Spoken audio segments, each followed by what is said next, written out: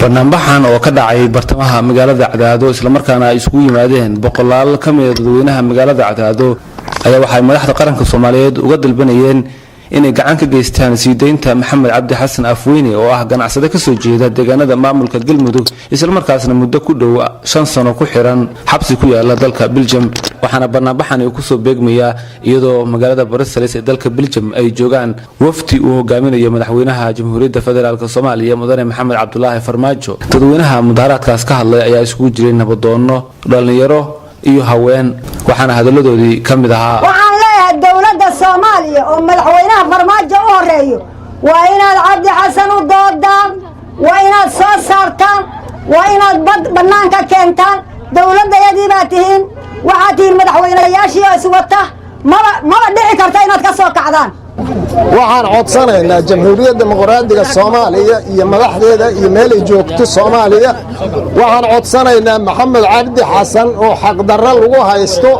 intaanina ay isugu soo baxday shucuurtiisa iyo daraadeed ay isugu soo baxday meel kasto Soomaaliya joogto waxaan codsanaynaa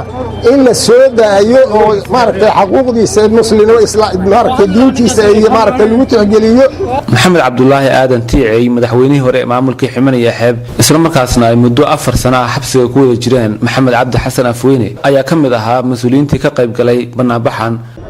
iyadoo waxa lagu haystay been abuurtahay iyadoo ognahay dacwada ka dhanka ah inay tahay dacwo la been abuuray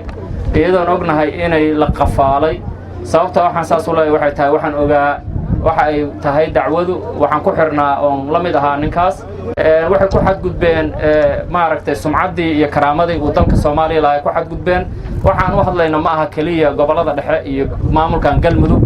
dadka dhashay kaliya inay yihiin laakiin waa dad Soomaaliyeed oo markaas qof walba oo Soomaaliya oo mas'uul maanta oo isu arkay inuu mas'uul yahay ayay ku dhici kartaa waana ognahay inay ku dhacayso haddii dan loo tulqaato ama laga aamuso inay ku dhacaysaan ognahay